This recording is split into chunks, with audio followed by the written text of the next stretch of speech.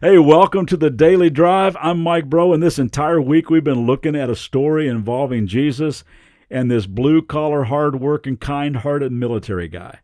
He's a man who really understands the chain of authority and recognizes Jesus as the one with the ultimate power and control. And we've learned that Jesus is amazed at that kind of humility and faith. What's it take to amaze the maker of the cardiovascular system?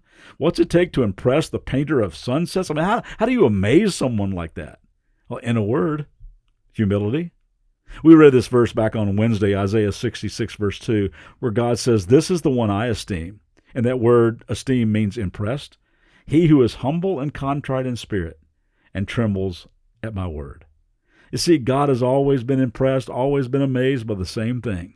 He's impressed by those who are humble and surrendered and recognize the authority of his word. You know, the key to getting well, the key to getting whole, restoring sanity, restoring relationship, the key to life, the key to living a better story is humility. It's surrendering to God's authority. That's why every person that's truly successful in recovery, successful in marriage, successful in parenting, successful in all the things that really matter, have surrendered their self under the care and control of a loving God. Now, I want to clarify something. When I talk about surrender, it's not the same as commitment. Now, don't confuse the two. Although commitment's a really good thing, it still has a little too much of myself in it. I can do this myself. I can beat this myself. I will discipline myself. I will pull myself up by my own bootstraps. I just got to be committed. I have learned the hard and frustrating way that commitment that's based on sheer willpower and your own strength is just setting yourself up to lose. I like how my buddy Dan Webster differentiates the two. He says commitment challenges us to a higher level of determination. Surrender calls us to yield the soul to God's higher purposes. Commitment is saying that I'll do better. Surrender is giving up and allowing God to do his work through me. Commitment is my best effort. Surrender is God's competency working through me. Commitment is me trying. Surrender is me trusting. Commitment is me striving. Surrender is me submitting. Commitment is writing big, impressive verbal checks. Surrender unleashes the grace that can actually cash them. It means you're not coming to God saying, "Okay, God, I'm going to do better. I'm committed. I will never do that again, say that again, eat that again, drink that again, watch that again. I am committed. I promise." No, instead, just every day you come to God and say, "Lord, I'm here again. I just want to follow you each moment today as you give me grace. I'm not making any big-time dramatic commitments today. I'm just going to surrender my day and humbly trust you with every step of the way today. I will be sensitive to your Holy Spirit as he leads me to do the right thing today.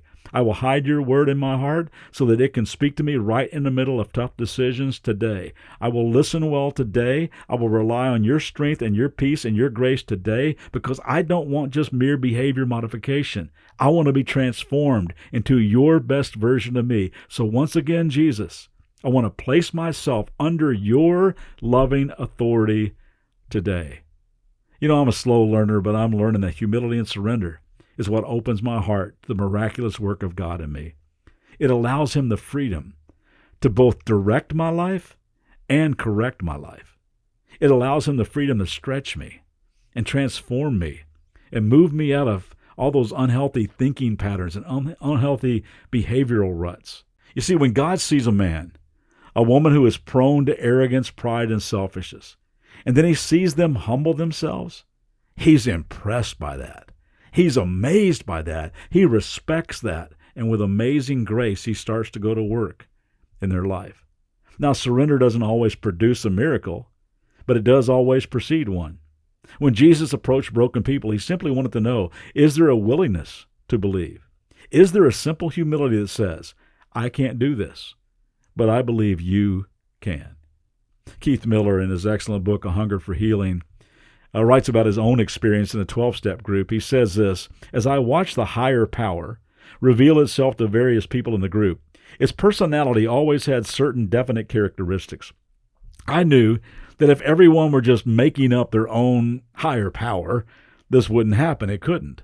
The personality of the quote-unquote higher power revealed in those meetings was always loving and forgiving, gave people, however many new starts needed to get into recovery and to get well, was honest, moral, courageous, and strong, but never abusive, was loyal beyond belief whether people deserved it or not. In fact, as I looked carefully at the higher power in the 12-step program, I realized it had a haunting family resemblance to Jesus Christ.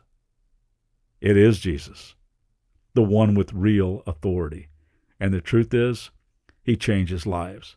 When you surrender to him every day, when you loosen your grip on the wheel of your life and you let him be the quote-unquote daily driver, when you trust, even tremble at the power and wisdom of his word every day, when you humble yourself under his loving authority every day, when you talk to him all throughout the day, he will start doing miraculous things inside of you.